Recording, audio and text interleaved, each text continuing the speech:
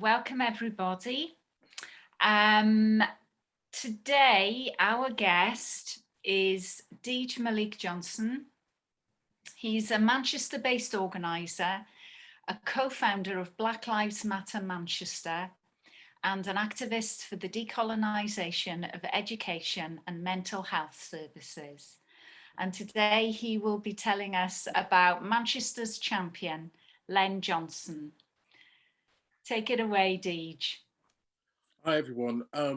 So yeah, just as a bit of a background of how I'm going to be working today's meeting, I'm going to do a presentation starting off about Len's life and his legacy. I'm going to go on a little bit to talk about the campaign that we're currently running and some of the things which are happening right now. And hopefully that'll take us to around about half an hour. And afterwards, I'll be open the floor up for any questions and answers if anybody has any. If that sounds all right by everybody. How I normally start these presentations is I ask an audience who has heard of Muhammad Ali and who's heard of Rosa Parks, and then people will put their hand up, and then I ask them who's heard of Len Johnson, and I get like a stunned silence. Now, I don't think I would get the same reaction with its audience, given that he was a member of the party. But I think that it's something which is worth thinking about when we look at how we, especially like we've come to the end of Black History Month, and don't get me wrong, I think that Black History Month has an important part to play in the continuing of the talk about Black history. But I think a lot of the time that is the Black History Month is dominated with talks about what brothers and sisters over in America have done, and we forget about or overlook some of the activists, some of the heroes in our own backyard, and especially with Black British history. A lot of our early history has been about challenging the establishment, showing working class solidarity, and really shining a light on and holding a mirror to society and showing the attitudes of the establishment. With that said, can we go to the next slide, please?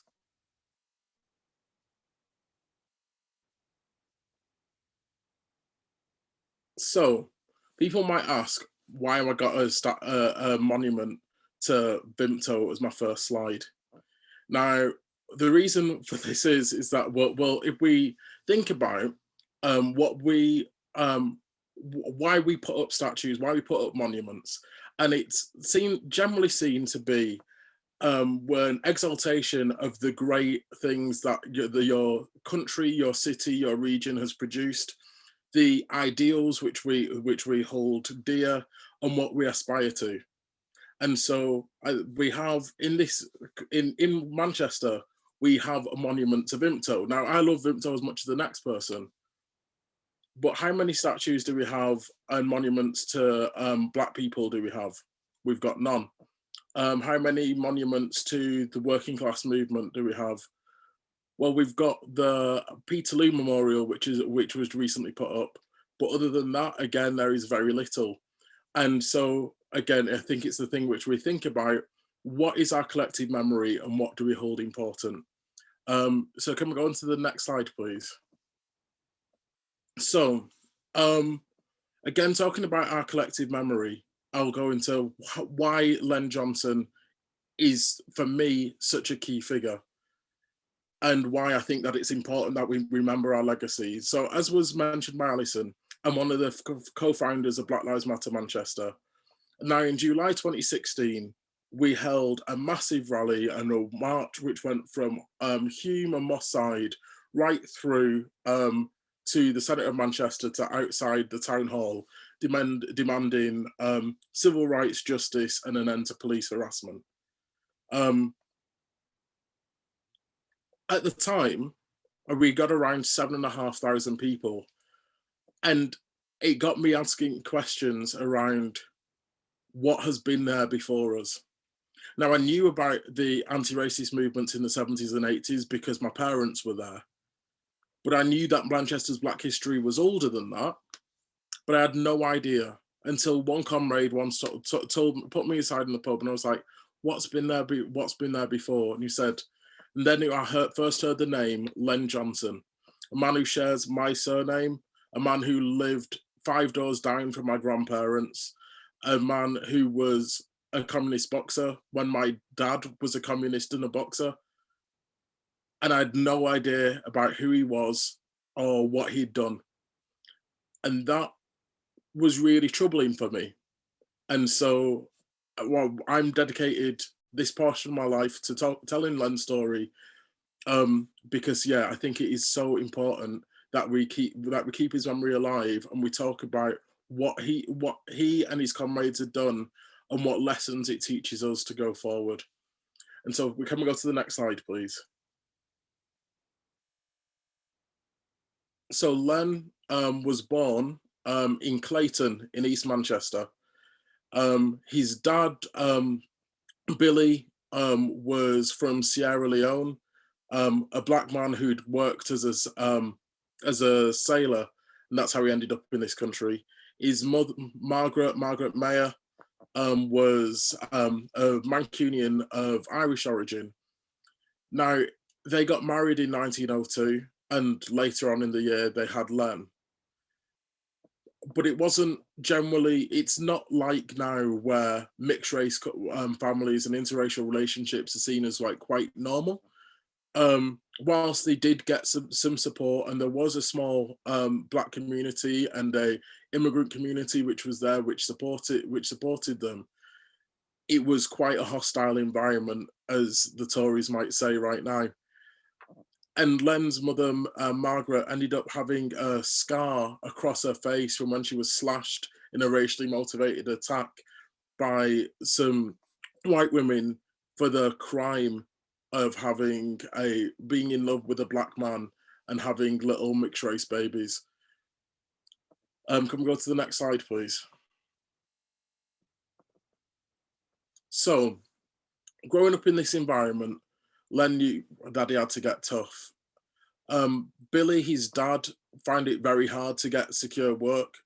And so he went and worked around the north and even down to London, working on boxing booths, where punters would pay what would be equivalent of like a couple quid to see if he could go a few rounds with a boxer.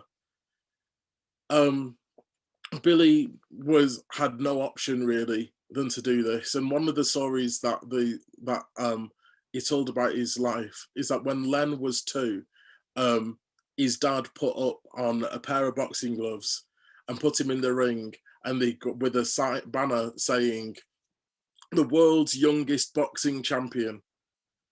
And it was quite prescient, but yeah, Len was just a kid. And then during the First World War, Billy went off to fight, and Len went to get a job in a local gasworks, where he was an apprentice. Now, after, as you can imagine, things weren't always easy, and the racial problems which had happened to his mum came across him, and Len one dinner time ended up having a bit of a fight where a colleague had said something which Len couldn't stand, and ended up punching him. Now, Len goes home, and his dad tells him, if you're going to be doing this, you need to learn to look after yourself, but you also need to be disciplined. And so I'm going to take you down to the boxing club. Now, this was called the Alhambra, which was on Ashfield Road, again in East Manchester. I used to drive past it all the time. I had no idea what its history was.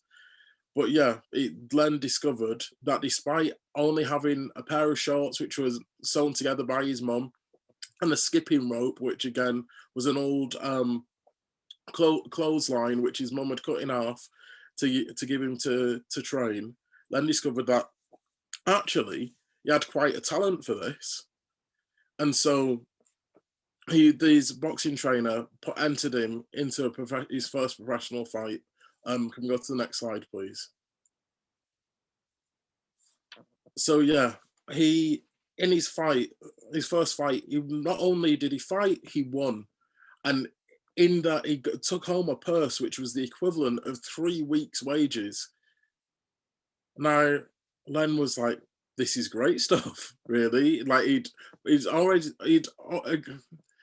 when he'd gone into his training, he'd always thought that he was really unprepared. He wasn't ready for it.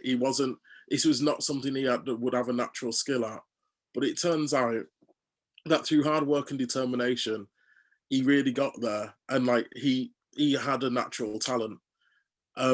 So he ends up fighting a few more times. And can we go to the next slide again, please? So yeah, he has a few more fights, and he comes up against a man called Djokovic. Now, he was the European middleweight champion, and wouldn't you know, Len beats him. He comes across a former world champion, and again he beats him. He fights and fights and fights and has a remarkable record.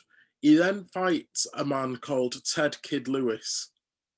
Now, Ted Kid Lewis might not be a instantly familiar name for us these days, but Mike Tyson recognizes him as one of the greatest middleweight fighters of all time. He's seen as the pinnacle, and he was the British champion. Now, if you know anything about boxing, you'd have thought if you go into a fight against the British boxing champion and you win, then you become the British boxing champion. And in almost all cases, that would be what had happened. However, in 1911, there was a man who you may or may not have heard of, called Winston Churchill. He was the Home Secretary, a man who, again, you might not have heard of him. He was the MP for all the amount of time. He was, sometimes he was a Tory, sometimes he was a Liberal. Some people say there wasn't much difference between the two at the time. Now, Len has a, yeah, so there was Winston Churchill instigates a campaign to say we cannot have black and brown boxers being champions because of the message that would send out to the colonies. And so propaganda is put out in the campaigning, talking about how black people are inherently animalistic and bestial, and therefore they should never be put up in a ring against a white man because it just would not be safe. And so having this lobbying done by establishment figures like him, like many bishops and the great and good, the so-called great and good, the British Boxing Board of Control put in what was called Rule 24, which barred anybody who was not of British birth or did not have 2 white parents from competing for a boxing title. And so a lot of the talk at the moment, and a lot of is about how Len Johnson was Britain's uncrowned champion, because he beat the champion, the British boxing champion, he beat the European boxing champion, he beat so many people, and was denied his title. But it actually goes a little deeper than that, and it shows something about how certain figures in the British establishment will go even that little bit further. Because what a lot of people don't know is that there was at the time what was called the British Empire Belt, British Empire Championship, which is now called the Commonwealth Belt. Now, that at the time was held by an Australian, and he made a challenge to all comers. Said no matter what country you're from, no matter what your race, your ethnicity, your color, your creed, your religion, I want to challenge anybody. So on hearing this, Len saves up his money from his prize money and ends up flying out to Australia. Now, don't you know, Len has a warm-up fight and wins that. Ends up having a championship bout and wins there. And Len, for a short time, holds the belt of the British Empire Championship. Fantastic. Len finally gets his dues, and like a happy end to the story. We can all go home. Except when Len did go home, he was summoned to an emergency meeting by the British Boxing Board of Control. At the time he was there, they told him, even though you have won the fight, we will not recognize you as the champion because of the Rule 24, and therefore the belt will be stripped from you. You'll be reprimanded for having the audacity of going for this fight, and your championship will be given to the man that you had just soundly beaten. At that point, as you can imagine, Len is pretty upset. He's heartbroken. He's getting older. It's now in the 1933, and he decides, with a heavy heart, to retire from the sport that he'd loved. But his record, still to this day, it's incredible. He had around about 130 fights. He won 96 of them, and he drew around 10. Now, boxing in these days is limited to 12 rounds, 12 3-minute rounds. In Len's day, boxing matches were 20 to 24 rounds long. A top class professional these days might have a career which has 50 fights. Again, Len had 130. When you put it on the comparison for how long these fights were, it's the equivalent of nearly 200. And still, he had an incredible winning record and was, by all means, at the top of his game. Next slide, please. So upon realizing there was no more good to do, Len decides for a time to train his own stable of boxers, both black and white, British and Irish, especially from around Manchester and the region. And yeah, he has some success as a trainer, and ends up, like his dad had done, opens up a boxing booth to help the boxers, especially the boxers of colour, to find money and to build a career in the sport. But as you can tell with that date, 1933, things are happening across Europe. I think the creeping hand of fascism is growing in Germany and in Italy and in Spain. And it's especially important for us to remember Spain, because Manchester sent, as you all be aware, a strong delegation to the international brigades, including a man called Wilf Charles and another one called Sid Booth, who we'll come to later. Can we go to the next slide, please? So, during the Second World War, again, just a few years after, Len volunteers to become a firefighter. Now, he was originally there in Gorton and then in Moss Side, where he would go around and pull people out of houses which have been bombed out or set ablaze by the Nazi Blitz. This is a picture from the Christmas Blitz in 1940, and Len was known by his fire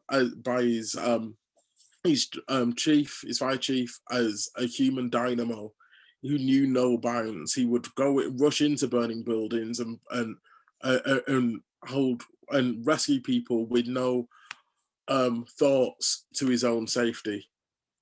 And then, obviously, during this time, he starts thinking about who are we fighting?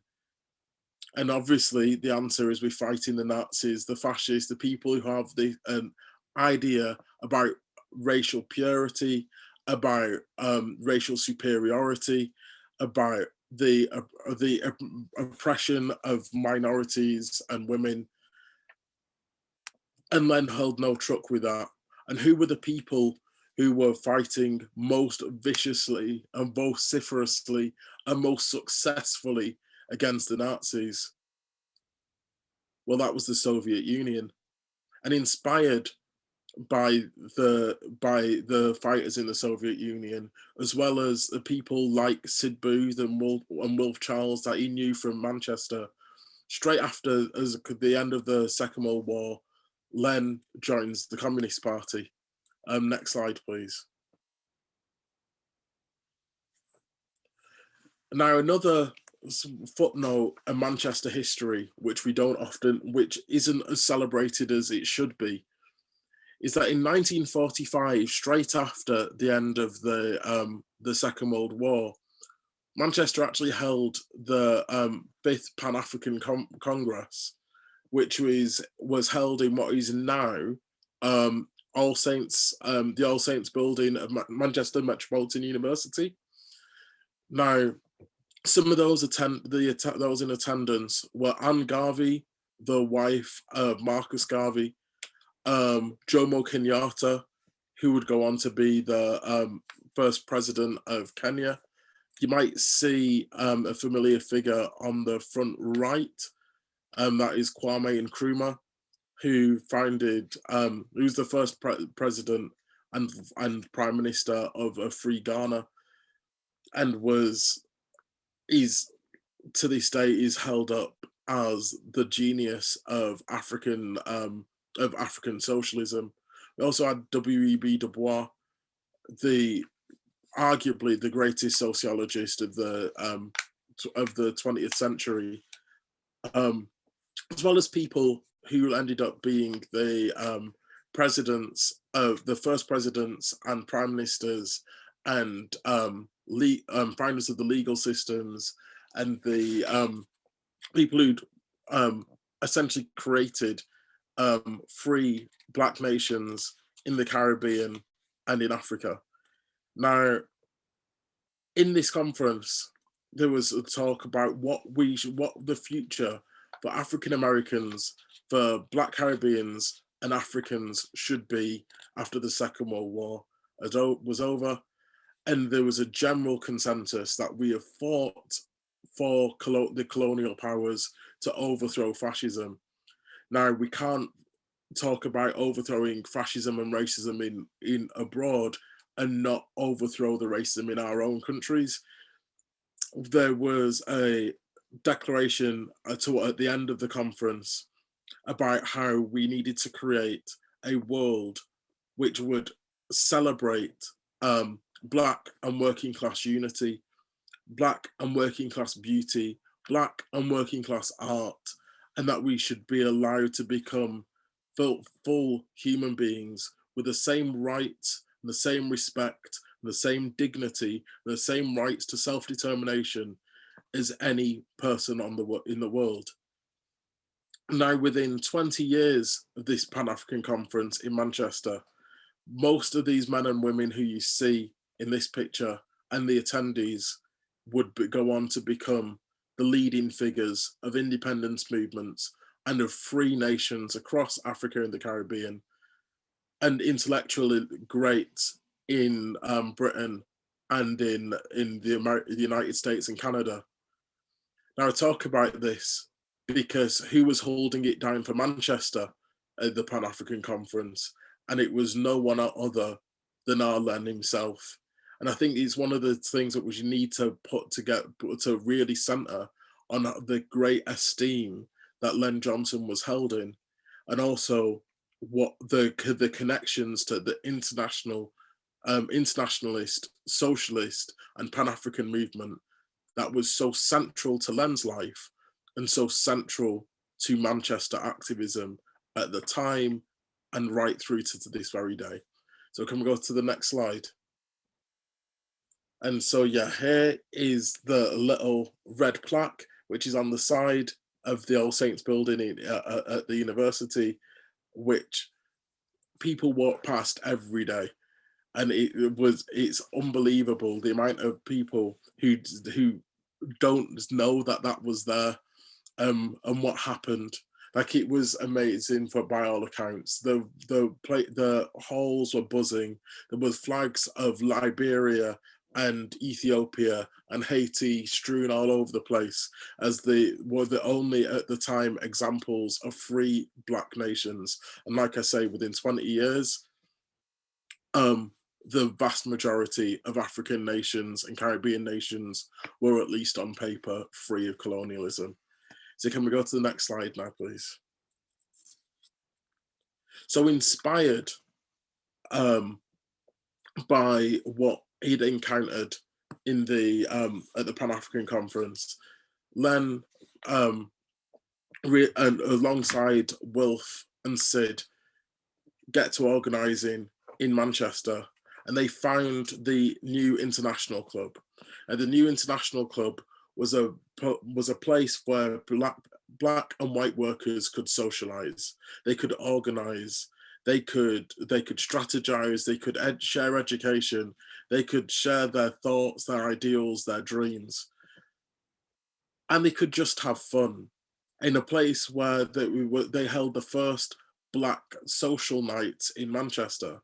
But it was also from the International Club where Len first heard about that they'd introduced Black only lines in the labour exchanges, which was sort of like the equivalent of the job centre of the day, which meant that people of African descent had a much worse chance of getting decent jobs and getting any work at all, because they were marginalised and put to one side. And so, led by Len and the comrades at the International Society, the International Club,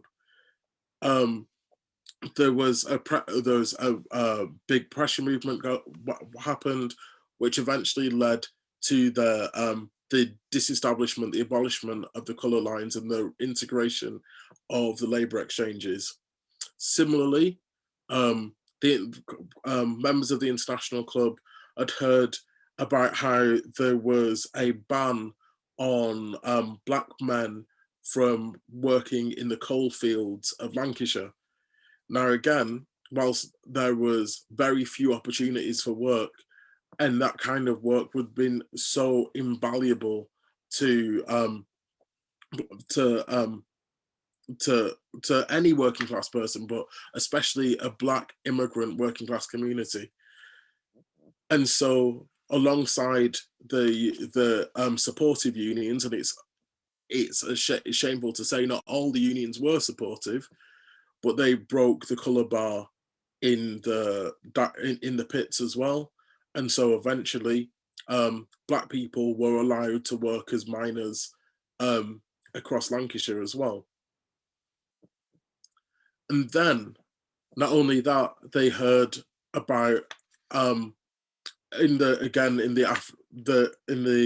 slow down economy straight after the Second World War, there was a shipping company which had decided to lay off all of its Black workers. Now, this is a shipping company based in Manchester, and allowed for only white sailors and white people to be working in their ports and in their factories and in their warehouses. So Len, alongside Wilf and Sid and the brothers and sisters in the international society held public meetings. They held demonstrations. Again, they worked with the trade unions and talked to the white sailors and the white workers about what was happening and how it was unjust, and how the sailors would be left destitute. And so we're having these meetings out in public, outside of the workplace, and even going into the workplaces, organizing wildcat strikes.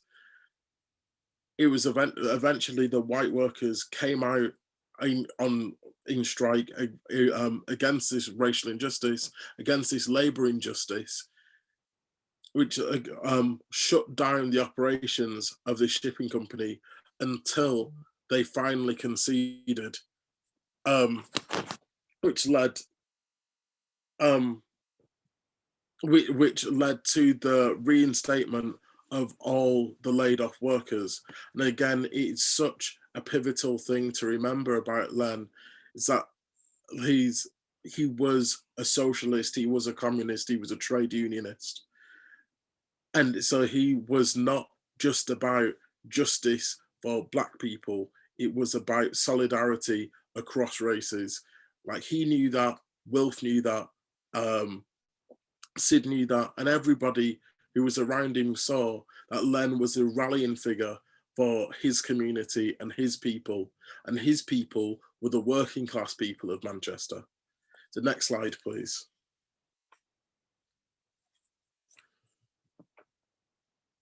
But as I said before, Len was an internationalist. And in 1948, Len read an article in the Daily Worker about a case called the Trenton Six. Now, the Trenton Six were 6 African-American men who had been wrongly convicted for a murder in New Jersey, in Trenton, New Jersey, despite there being no evidence connecting not even to the murder, but to being in the same town as where these murders happened. There was nothing. They were convicted by an all-white jury, were arrested by white police officers who it was strongly suspected that they'd planted evidence, and it was a massive perversion of justice. But these were young men, working class men, African American men, who didn't have the means to defend themselves. So when the establishment came and said that they needed somebody to blame, they had very little to do other than to accept what was coming to them. But Len wasn't for that. And Manchester wasn't for that. And so Len got in touch with his old friend who he'd met in his boxing days, someone who we should all have heard of, who was Paul Robeson, the great African-American singer, footballer, actor, activist, communist, and at one point seen as the most dangerous man in the States. But at the time, he was a huge international star. And so Len, along with Paul and the International Club, held a rally in Bellevue. And this was supposed to be a small fundraising event to try and get to show some solidarity. Now, this event, by all accounts, ends up having more than 10,000 people in attendance. In fact, they had people queuing around the block who couldn't get in, didn't have a ticket, and so Paul went on further and sang in the streets. Now, I couldn't imagine I was trying to think about what the equivalent would be these days, but I don't really think that we can really articulate somebody as big just coming out in support and holding what was essentially an open air concert just in East Manchester for the people then. So by the end of it, they raised enough money to fund the appeal and the defence for the Trenton Six. The appeal ends up being successful and overturns the convictions, and so the Trenton Six walk free. But that wasn't the end of the story when it comes to Paul Robeson, because as I'd mentioned, Paul was seen as a threat to the United States, and it was a time of McCarthyism. There was the Red Scare. There was a lot of anti-communism around, and Paul was a triple threat. Not only was he a communist, he was black, and not only was he a black communist, he was a black communist who spoke to the white working class as well. This was hugely dangerous. And so, as you can probably imagine, in the McCarthy era, they were out for his blood, and Paul Robeson ends up having his passport seized. He wasn't allowed to perform in the United States, and he wasn't allowed to leave the United States because he didn't have a passport. So again, Len and the brothers and sisters in the international society gets to what they do best. And they organize, and they fight, and they rally, and end up launching the Let Paul Robeson Sing campaign. And again, Len wasn't one for losing, and so it took time. It took time, but eventually Paul Robeson was given his passport again, and was allowed to continue performing and to live out his life. And there is a letter which I did have just to hand, but unfortunately I don't have it right now. But the gist of it is that Paul Robeson writes to thanking the international club, but talks about how the love and the solidarity and the campaigning of the working people of Manchester and the north of England showed him the true meaning of the socialism that he believes in, that he's fought for all his life, and shows that the brotherhood that is held between all working class people, and that there is nothing that cannot be achieved when people when the working class are united, and which specifically mentions how the working people of Manchester and the northwest are an example to the world. And that's something that which I always talk about to my Cockney friends. So next slide, please. So Len then goes and stands in multiple times as a candidate for the Communist Party in Moss Side to be a councillor. He comes pretty close a couple of times, and always gets enough to give him the hope to try again. Unfortunately, he never gets elected as a councillor, but he still is seen as a hugely influential person in his community. The next slide, please. Actually, can we go back to the last one? So yeah, there we end up with having Len fighting in his community. Now, the last major fight in Len's life comes in 1953, where Len, despite being a teetotaler, sees an injustice that needs to be fought and needs to be beaten. And so what this is the colour bar, which was in existence across pubs, bars, and restaurants around much of the country, but in particular, in Len's case, in Manchester, where essentially, if you were black, there was vast majority of pubs and bars and restaurants you couldn't be served in. So Len, alongside Wilf, goes to the Old Abbey Tap House, which has a white lady as the landlady.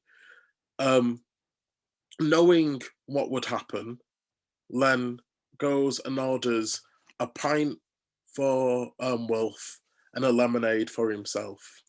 And the landlady explains in no uncertain terms that no, you can't drink here, and it is because of the color of his skin. Now, Len explains to the landlady how there's been a bit of a war fought across Europe around some people who were making trouble, and how none of them were black, and how they'd overcome and fought to fight racism and fascism abroad. So why shouldn't we do it here? The landlady is not having any of that. But Len, like I said, he knew what was going to happen. So he had his article already written up. And his article was submitted to the Daily Worker about how the colour bar, this abhorrent racist system, was alive and well in Manchester. Len uses his connections and talks to people in the town hall and to the Bishop of Manchester, saying, what are we going to get the establishment figures on side, going, we can't have this pure racist discrimination in the great city of Manchester. But he also goes to the Trade Union Council and gets rally support by the comrades in there. He goes into the International Society and uses his links within the black communities in Hume and Moss Side, and the white communities in the same areas, but also in Longsight and Levenshulme. And eventually, a few days later, around 300 people turn up, including the Lord Mayor and the Bishop, to march together to the Old Abbey Tap House. And where he asked the simple question to the landlady, can I have that lemonade now, please?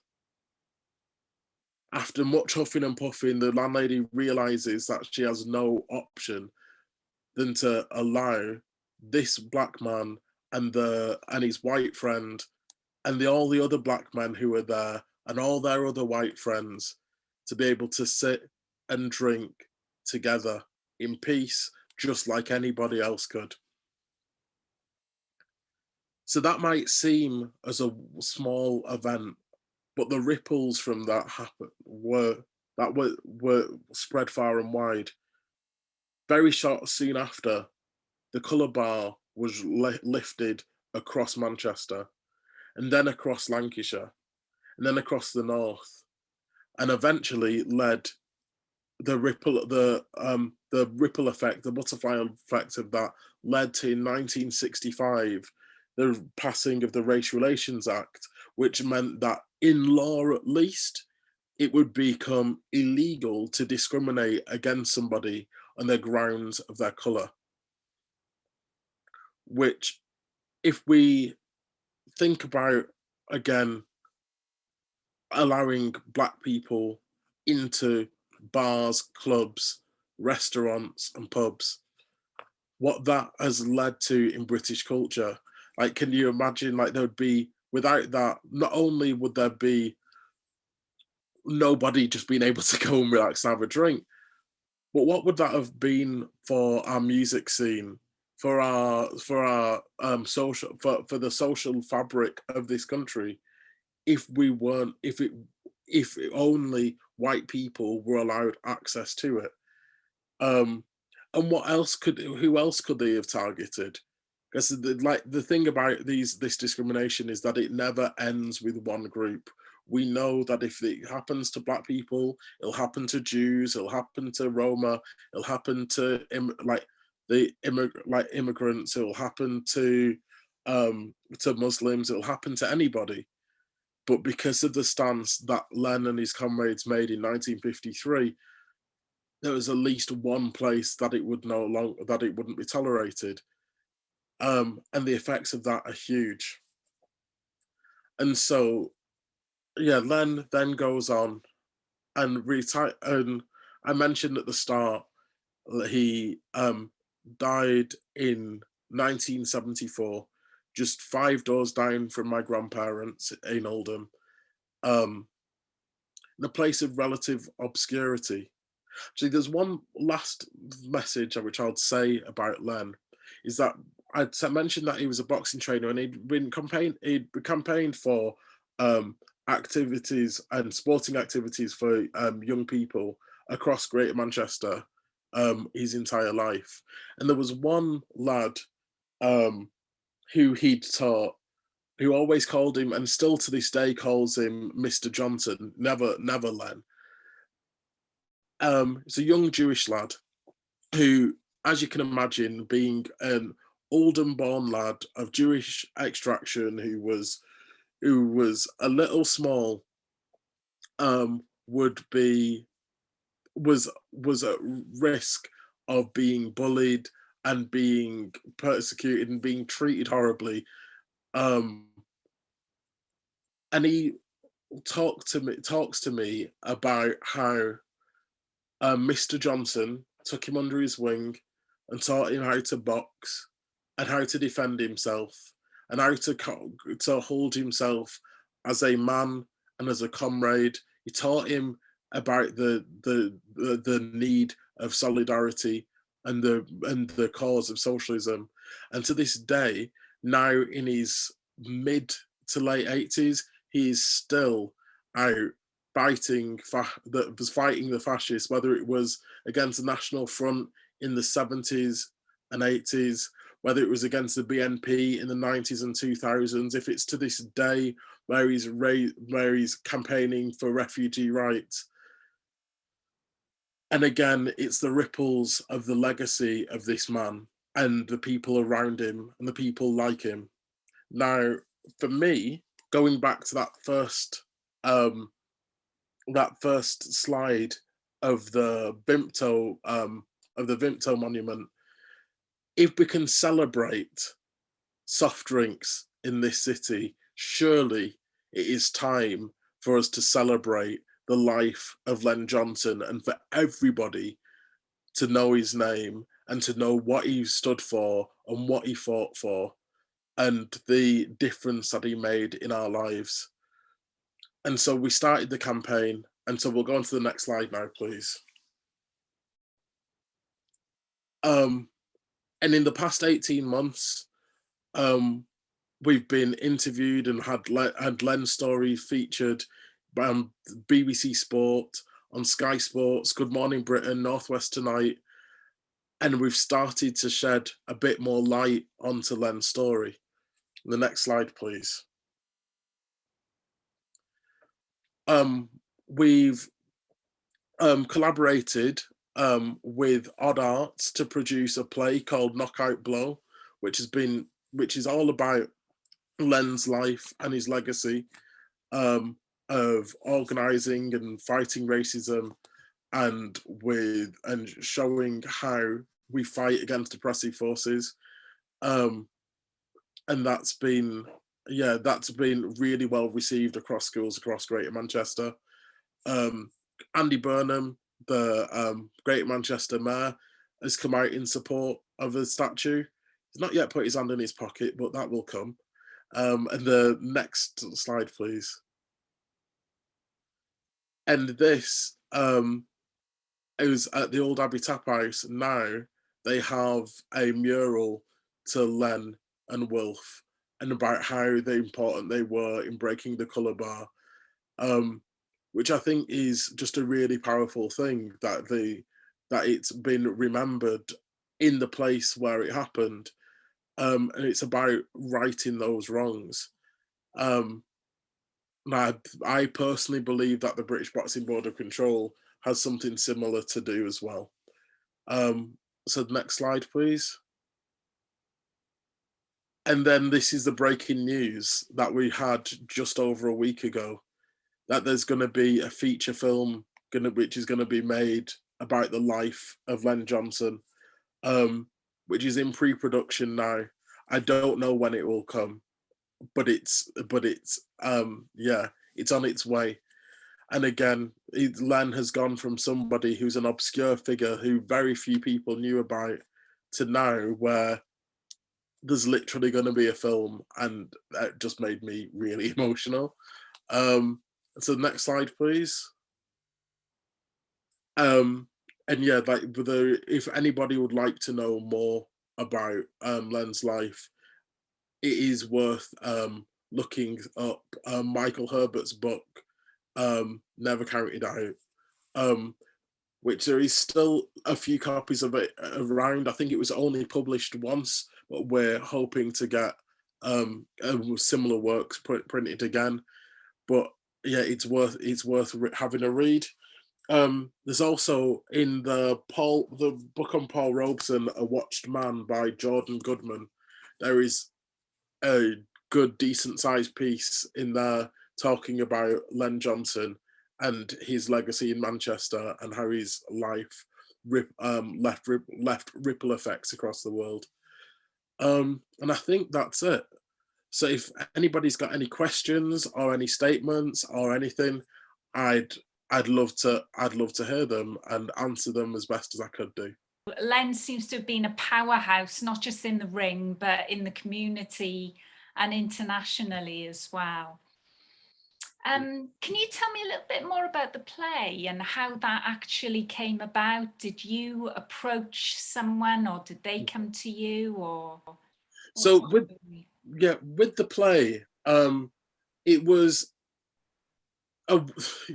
basically it came from like a set of wonderful coincidences where there was so we'll remember like last summer there was the rebirth of the Black Lives Matter movement, and there is a campaigner in Hume called Lamin Toure who was leading the Black Lives Matter stuff there, and having his mum having heard me talk about Len and him reading up an article which we'd had published in the Tribune, it's like, and I need to know more about this, because again, like Lamin, I see me and Lamin as two sides of the same coin, of where I'm a mixed race lad who has the background in campaigning, and Lamin is a mixed race lad who has a background in boxing. And so like in a certain way, I feel like we carry that legacy together. Like Len's legacy is too much for just one person to have. It needs to be shared amongst a few of us, right?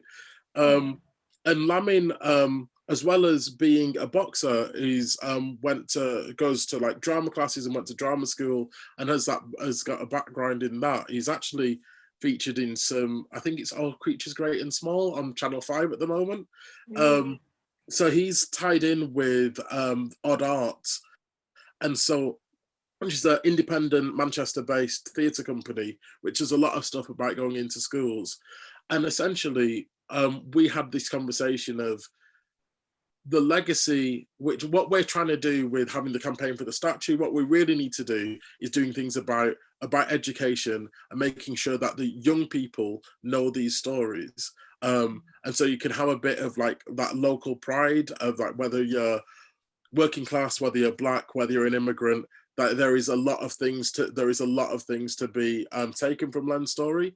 And so alongside Lamin, we approached Odd Arts, who like fell in love with this idea, this story, and we're like, we're going to do something on this. And so after a few months workshopping it, refining it, seeing what the message should be, we got it done. Odd Arts were given a small grant to go to a few schools, and from there it's kind of grown. Like it's been performed in lots of different a lot of different schools. It's been done the People's Assembly asked us to put it on outside the Tory conference, which I love annoying Tories, so that's the thing. Don't we all? And we've performed it in the town hall now, and so yeah, it's about building that a little bit of a momentum of just getting these getting this play and this story told in as many different ways as possible. Like, I've written like a children's book which I'm about to do something with. Like, I've got other people have like written raps about Len Johnson. We've got this film being made, and it's about so in Che Guevara's book Guerrilla Warfare, he talks about how whenever you're trying to take a city or you try and take a place, you can't just attack from one angle. You have to attack from all different angles, and whatever happens, you're gonna get through. And so it's kind of what our strategy is, that if we want to get this story told, we'll make sure that it's being told in as many different ways as possible, because not everybody is going to sit through me talking for an hour. Not everybody will sit through one thing or another. But yeah, between us, we'll find a way to make damn sure that Len's story gets told. Thanks, Deej. Has anyone got any questions? Richard? Yeah, just a second one. I listened and said, Deej, what an inspiring talk that was. Thanks for that. My son, he's how old is he now? 20. He was into boxing when he was like, in his young teens and whatnot around Manchester. And I know there's a real grassroots sort of, working class sort of, loads of little boxing clubs in these working class areas. Have you reached out to them at all about telling Len's story? Yeah, so one of the first places that the play was put on was at Moss Side Boxing Club. It's been put on in Clayton Boxing Club. It's been put on in Oldham's, the Oldham Boxing and Personal Development, which is a boxing gym I actually used to work in back when I used to be fit and healthy. And yeah, it was, so yeah, we were out in there in some gyms, and I think that it is something which we need to be getting into more of. Because these are places where these are places where young working class lads and lasses are, and I know, one of the things is that I know, as being somebody who went to what is now officially one of the 15 worst schools in the country, is that you can't just teach somebody, give somebody to, again, you can't just teach people in schools, because that is an environment which just does not engage a lot of people, doesn't reach everybody, and is not somewhere where you're necessarily be comfortable with. Now there is, I think it was Malcolm X who talked about how if you speak to somebody in your language, they'll listen with their ears. But if you speak to somebody in their language, they will listen with their heart. And so, like, for us, it's about, we need to get into the boxing clubs and the youth clubs wherever there are still some, and get people into their territory and talk to, and for us to come to them, because I think it's a problem which a lot of us on the left have a lot of the time, unfortunately, is we'll have our stalls and it'll be, you come to us and we'll do our thing and you come to us. And I understand it, but a lot of the time it's a thing of, we need to go to where they are.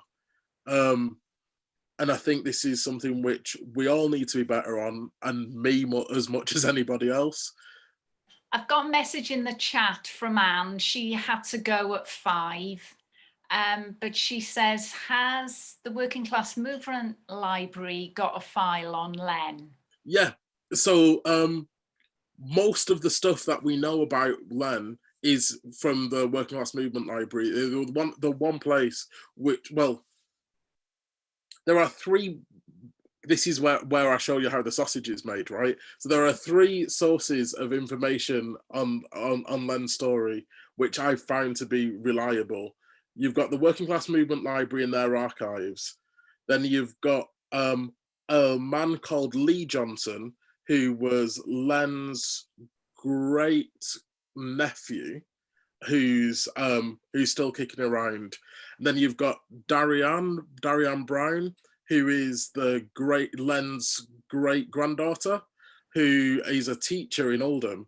And so they'll have access to like family photos and things like this, which aren't necessarily like widely available, because like they're the pictures of like your uncle or whatever. It's different, right? And so yeah, the Working Class Movement Library has got they've got some brilliant resources, but also, to be quite honest, they've got resources that neither me nor they know about, because they have got so much stuff that it still needs to be sifted through. Like there's things around about Len's story which are just being pulled out, well, just before COVID, were just being like filtered out then. And you've got things from the Pan-African Conference, which should have been stored and should be really well known, but a lot of the things are only locked away in the Working Class Movement Library. So they have an exhibition gone on there about Len's life, and like I did a podcast for them where we discuss things. But yeah, the Working Class Movement Library is brilliant. And yeah, like if you want to do a talk on a Manchester hero, that's where you go, basically. You know, this campaign for the statue, Yeah. I've got, I found there's a change.org petition, isn't there? I've found it now. I'm going to post that up in our chat. Definitely. And thank you. And yeah, it's change.org/Len Johnson. And yeah, at the moment it's just getting as much support as we can. So if you could share it, it'd be like incredible. Thank you. Will do. Okay then, folks, we'll wrap it up for now. Thanks again to Deej for doing this today. Thanks a lot, Deej. Really inspiring stuff, mate. Thanks, brother. Take care now.